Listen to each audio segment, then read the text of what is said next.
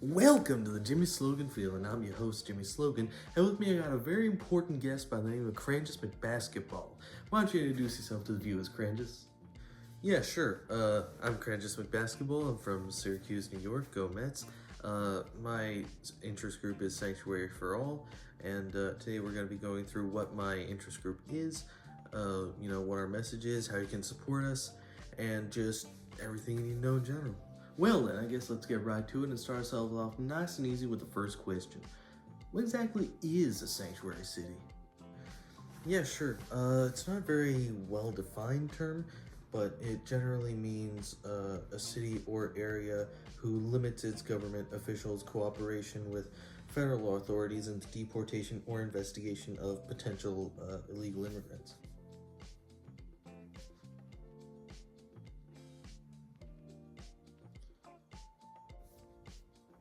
Basically, it means an area that they can ask people about their immigration status or, convict them of it. Oh, right. Okay. Well, how do they really do that? Because it seems real overstepping to me is all. Well, that depends on how much detail you want me to go into. Well, fire away. We got time. Alrighty then. Well, most of that sort of stems from the 10th Amendment, which is that powers not explicitly given to the federal government are given to the state governments to sort of control that federalism aspect. And state governments and local governments both believe that protecting their people is sort of their duty. From that stems the anti-commandeering doctrine, which basically just means sort of self-explanatory that the federal government can't commandeer the state governments and sort of tell them what to do in areas that wouldn't apply.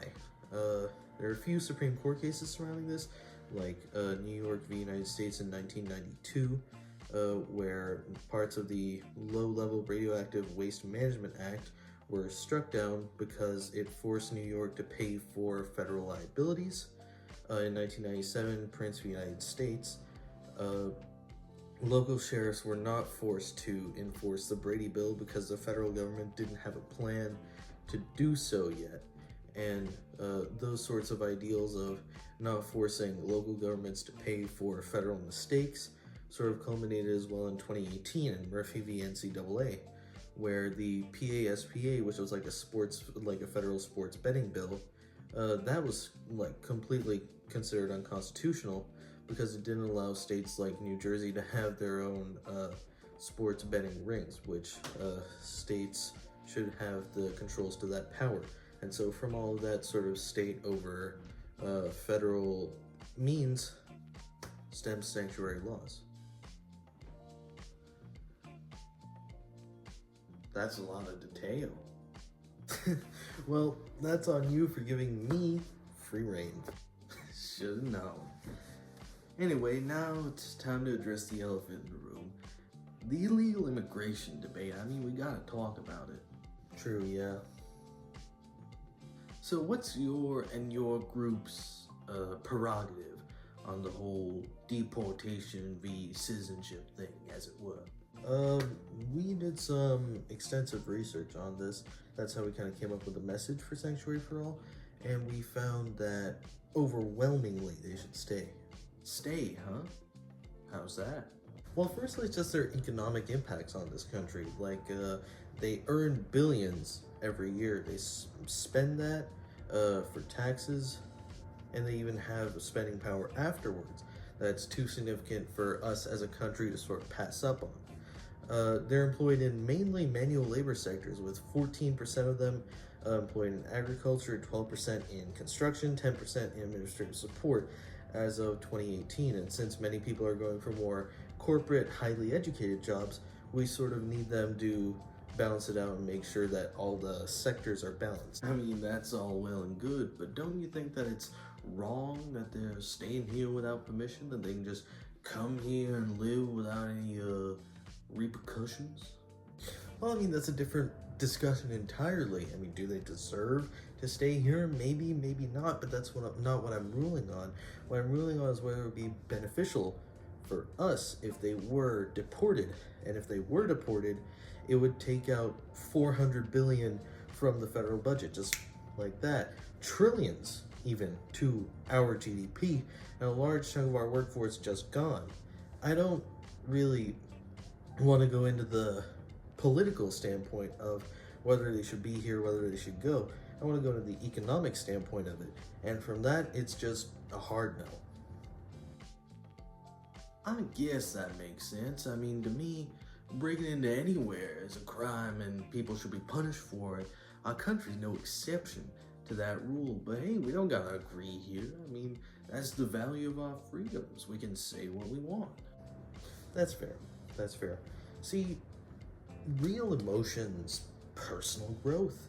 That's what we at the podcast of a wild animal obsessed former WWE announcer want to see. That one was a little below the belt. Sorry, dude. I guess you could say that they deserve a seat in America then? Yeah, I guess you could phrase it like that. Sure. And I'm here to tell you that you can secure even better seats with SeatGeek.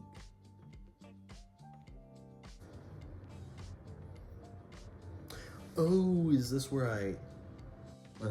do it. Hey, cause I was just do it. Okay. With more than 28 million downloads, SeatGeek is the #1 ticketing app around. Did you know that there are more than 70,000 events on the SeatGeek app at all times, like concerts, festivals, sporting events, and more? And with the MLB in full swing, nice pun, you're not going to want to miss out. SeatGeek has your tickets to every game, making buying tickets simple by collecting them from all over the web to put in one place, and rating their deals from 0 to 10 to make sure you get the best deal possible. They even color code these offers. Green dot, good. Red dot, bad. We even have a special promotion for all the listeners out there. Use the code FEELING10 for 10% off with any purchase made on SeatGeek. That's 10% off with any purchase made with the promo code FEELING10. So, without further ado, click the link in the description and download the app today. How'd I do? You did good? Real good. Anyway, now we've done the whole illegal debate. We got that out of the way. Now, let's expand on sanctuary cities and what you want to encourage that these cities and counties are doing right. Right. Let me start off with something that I think is sort of a gold standard of what we want to apply into other areas moving forward, which is Louisville's Ordinance 201 passed in 2017. I mean, Louisville considers itself a welcoming city, not really a sanctuary city, but the same thing still applies, you know. What's the deal with that, by the way? What, the title? Yeah, I mean, obviously there's got to be some sort of benefit, because if there isn't a benefit, why do it? But I just don't see what that might be. Well, I don't really know exactly, but my best guesses are either that their laws aren't really as strict as most sanctuary cities would be, or that they're seeing, you know, the Trump crackdowns on sanctuary cities and areas, and they're just kind of saying, hey, we're just a welcoming city, you know, nothing to see here. But that ordinance I was talking about, it's like several pages long, a lot of like legal stuff around it, but I have boiled it down to a few digestible key points right here. And here we go. So, Louisville police can't ask anyone about their immigration status, can't join in any federal investigation into the status of individuals unless it's sort of cleared to the fullest and documented, you know, the whole 9 yards. They can't arrest someone solely due to their status, but they can investigate potential illegal immigrants if they suspect they're guilty of any other crimes. Any ID from someone's birth nation is acceptable if any sort of ID is necessary in some kind of course or something, and that proof isn't subject to investigation into that person's status. Any government employee can't ask for immigration status unless it's absolutely necessary, unless they actually need it to put it down into some sort of government document. And in those times, it's held completely confidential. No one else can see it. No one else can do anything with that information. Violation of any of these is subject to reprimand, suspensions, and even firing the employee under union-related contracts in the worst of circumstances. Given all of that, what makes it so desirable? I mean, why do you want a city to have those sort of characteristics? Well, it protects a core part of the economy, which I've established, from just being picked off by ICE and shipped back to their country that they haven't even been to in a decade in completely unfamiliar territory. And I mean, it does that, but it also doesn't really give them many protections over the regular citizen. It just makes them a normal part of the community, and that's what kind of they strove for getting in here. You know, now that you mention it, there's this like crazy video of ICE arresting people in Worcester, Mass, and then this like huge crowd forms and it becomes this whole big thing. Jamie, pull it up, please. Yeah, that's the one. Stop right there.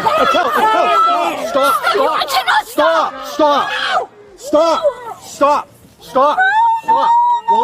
They'll explain. In this video, you can hear people in the crowd telling police to stop the ICE operation because the agents didn't have a warrant.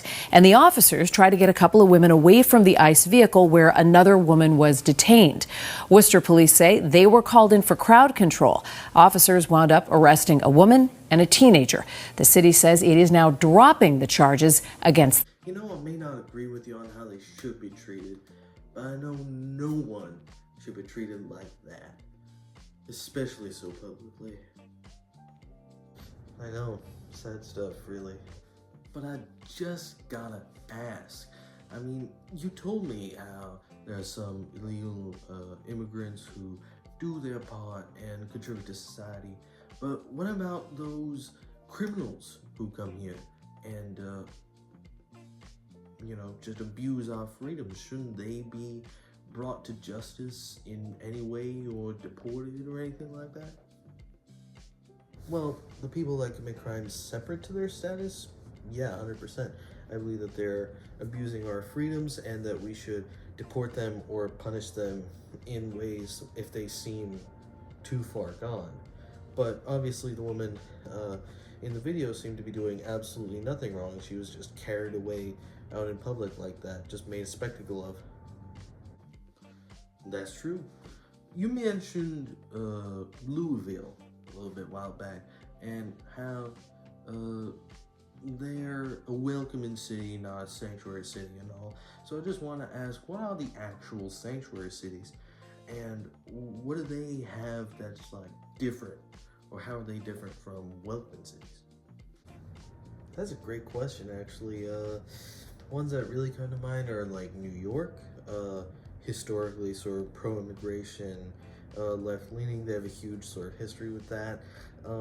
Chicago's another one. Cook County, they have a lot of sort of robust laws around that. But one that I sort of remember the most about when researching is San Francisco.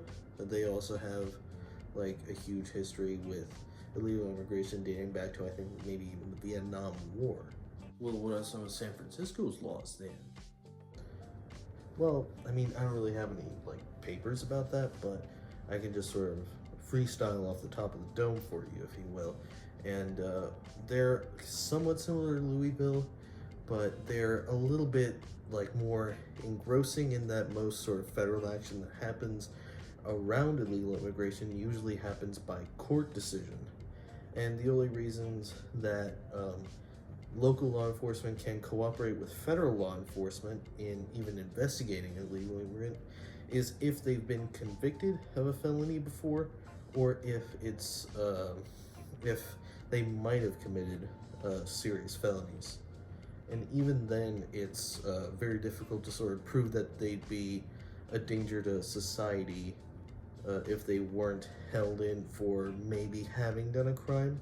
So that's not even very, like, that's not even done that much in the city anyway. So, I mean, yeah, similar to Louisville, but just a little more restriction on their local law enforcement and a little more freedom for their legal immigrants. I mean, most of these sanctuary cities can't do much more than that, because then that would definitely be sort of overstepping federal law. So they just like to hang in that sort of sweet spot that they control, but they can argue that the federal government doesn't control. You know what that reminds me of? What a kangaroo looks like when you really get up close and see it. Can we pull that up? How does that do?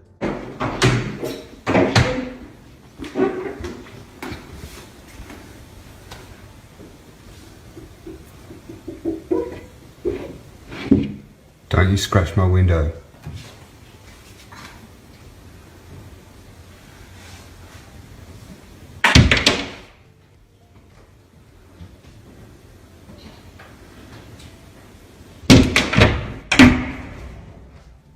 Yeah, that's quite a beast, all right. I mean, I don't think I could have even taken one in my prime. In my prime, I was quite the fighter.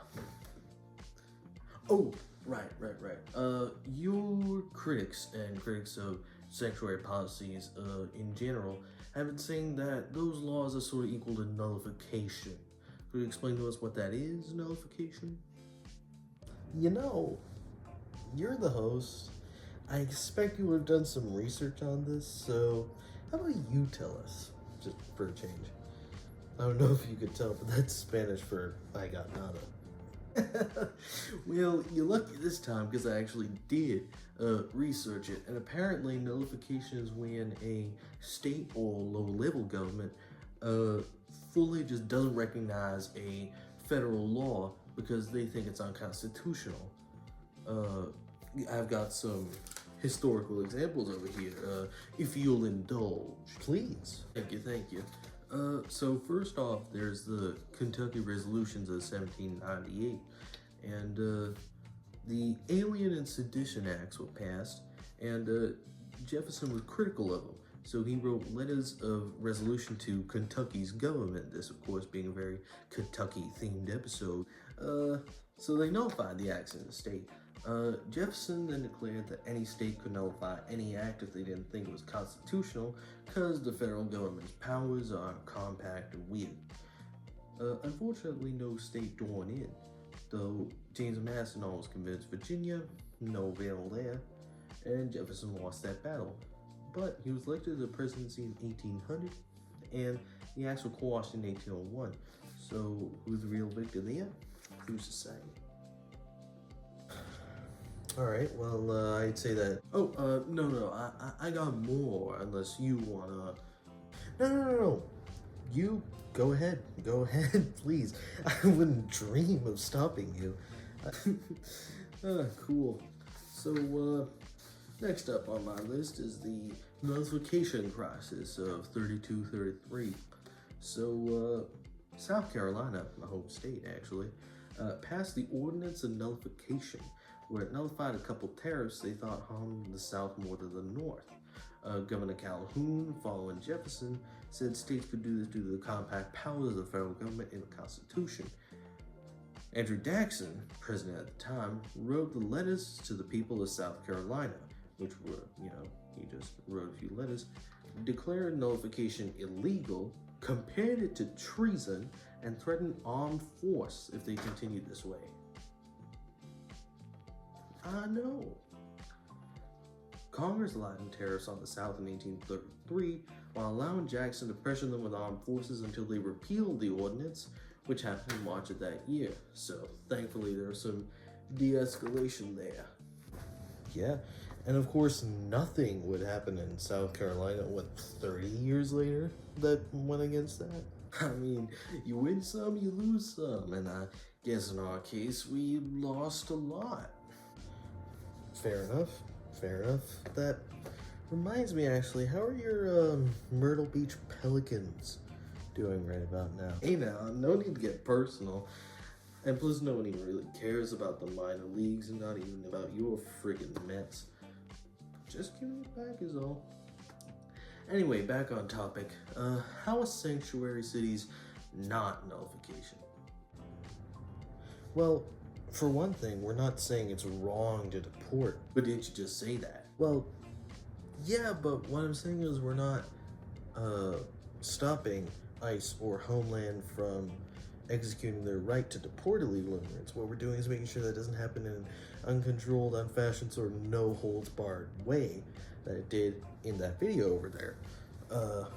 And plus the restrictions, sanctuary restrictions aren't like, they're only limiting cooperation with the federal government. They're not actually, there are no physical laws saying that like local law enforcement and ICE will be pulling at like each separate leg of an illegal immigrant and then like, you know, tug of warring for them and like taking them and stashing them away in a safe house away from the federal government. There's nothing like that. It's just sort of making sure that the people that don't have to, you know, the people that are like unjustly punished for this are less so than the people that are justly punished for this.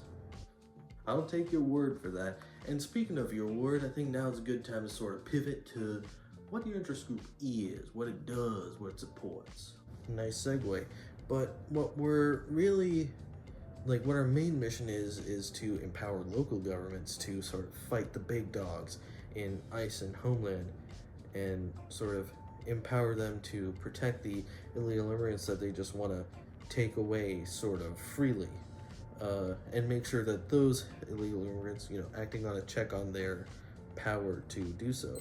And those illegal immigrants aren't really harassed or made fun of personally or professionally just for being here illegally. So you want to act as a check and balance to their power.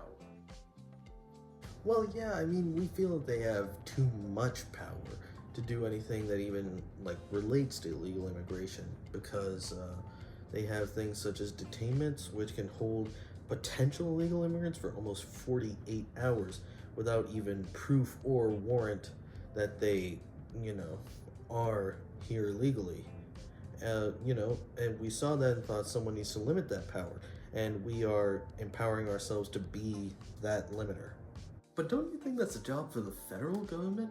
Aren't they supposed to check themselves and make sure that their powers are balanced from the whole ideas of greed and all? I mean, just idea and execution, Jimmy. It's like, we tried to interact with Congress for our first few years, just interacting with different congressmen from different states. I mean, it took so long for a message to get through to them, and even longer for them to even, you know, consider drafting a bill. And even then, even by that point, no bill of our sort of stature had ever been drafted. And once we saw that sort of reality that just nothing moves in Congress, so why would we decided to shift our efforts to a more local base. And that's beneficial, obviously, because, you know, it's closer to the people. We can act more on it. We can have a louder voice there. And, you know, it can empower those local residents to do what they think is right. I mean, we already have, like, successful chapters in places like Austin, Manchester, Charlotte, and Spokane. You know, all across the United States, who are all, you know, setting up their own branches and fighting a good fight for us. So we're getting a lot better results doing it the local way than the federal way. And if that's not emblematic of what our country's going through right now, I don't know what is. Pretty pessimistic for such a young guy, but I guess that makes sense. How can people set up branches of Sanctuary for All in their city? Well, that's where it gets real simple, Jimmy. Go to our website, sanctuaryforall.com. You can attach identification for 10 people, including yourself, from their country of birth. Doesn't have to be, you know, U.S. identification. We just need those sorts of things just to confirm that these are actual people, you know, applying for these sorts of positions. List the address in which you'll be holding the branch. That doesn't need to be commercial real estate. It can be your house. It can be a park, just anywhere that you'll be, you know, advocating for us. And just a sort of paragraph length response on why you want to continue with us. Just go through all those steps, and established officer will read through your application within about 2 weeks. and they'll give you the approval. About 90-95% of our applications get approved because we just need a lot of members to help us gain more influence and just fight hard for our country. Once you're done with that, you can go fight the good fight and you're a member of Sanctuary for All. We talked about both Louisville and San Francisco as two sort of contrasting examples. So I just want to ask, is there any standard that you want your followers to implement in their city or county, or is it just generally free reign for those people? Well, I mean, we generally consider Louisville a standard, but honestly, whatever can get passed through the town council can get passed through the town council. Any progress is good progress. If they attach your email accounts to the application, you can access the YouTube channel, and from there you can, upload news or general data about your district and how well you're doing in it. And just one last thing, I still don't like the name. What's wrong with the name? I don't know, a little cliche maybe? What? Okay, alright. What? I'm getting this from Mr. The Joey Slogan feeling. What? You know what it should be called, actually? The James Slogan Experience. The James Slogan Experience. I like that. Anyway, I think I've kept you here for long enough. Crangis McBasketball, everybody. Go to sanctuaryforall.com, help him out, help others like him out. Just help them fight the good fight and do what's best for all. Thank you and good night.